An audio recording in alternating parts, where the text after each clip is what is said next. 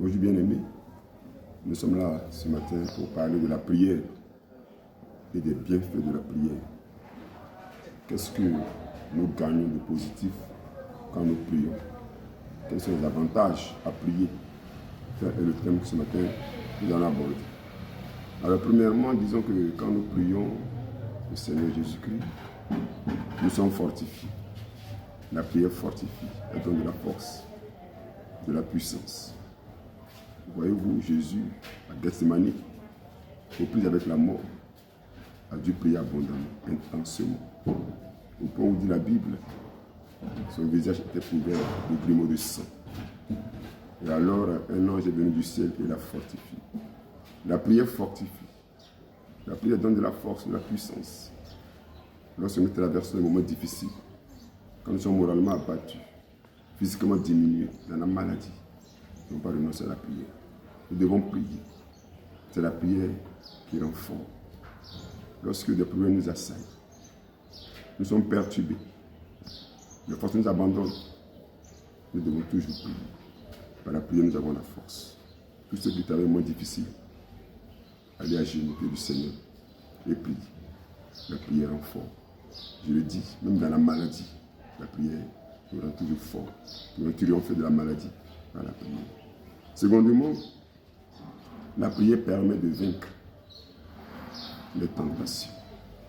Quand nous prions, nous avons la victoire sur les tentations. Tout homme, en tant qu'il est humain, est soumis aux tentations.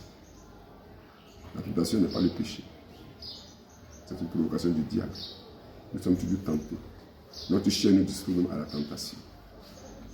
Mais c'est par la prière que nous avons la victoire sur les tentations. La vie chrétienne devient merveilleuse lorsque j'ai la victoire sur la tentation. Un chrétien qui tombe continuellement dans le péché n'a pas la victoire chrétienne, n'a pas la joie de prier Dieu. Lorsque vous priez avec les problèmes, avec les difficultés, je prie que je sors victorieux des tentations. Alors je sais que mon Dieu est vivant. Le Seigneur a dit, Père, ne laisse pas tomber en tentation, donne-nous du mal. C'est par la victoire sur la tentation que le chrétien sait que son Dieu existe. Donc ce matin, nous sommes tous soumis à la tentation, mais je prie chacun de nous de ne jamais relâcher la prière. La chair est faible, l'esprit est bien disposé. C'est par la prière que nous pouvons tirer des œuvres de la chair. Tout ce qui est péché, nous amène à tomber, il faut tout faire pour les vaincre. Que Dieu nous bénisse. Je viens encore pour le troisième moment vous dire que la prière nous révèle les mystères cachés, les choses cachées. Nous ne savons toujours pas la cause que nous vivons. Tout est caché. Dieu nous dit de l'invoquer et nous répondra. Il va nous montrer, nous révéler les choses cachées. Par exemple, la maladie. Quelle est la cause? Je ne peux pas la savoir exactement. Mais par la prière, vous me dites de quoi je souffre et comment guérir. Toutes les maladies ne sont pas d'ordre physiologique, des maladies d'ordre spirituel, d'ordre psychologique. C'est par la prière que je sais de quoi je souffre. Souvenons-nous de l'aveugle né. Nous avons demandé à Jésus qui a péché pour que cet homme soit né aveugle. Et ses parents et c'est lui-même. Jésus a dit, ni ses parents ni lui-même. Mais c'est pour que la gloire de Dieu se manifeste. La maladie peut avoir plusieurs causes. Le diable peut être à la base de nos maladies.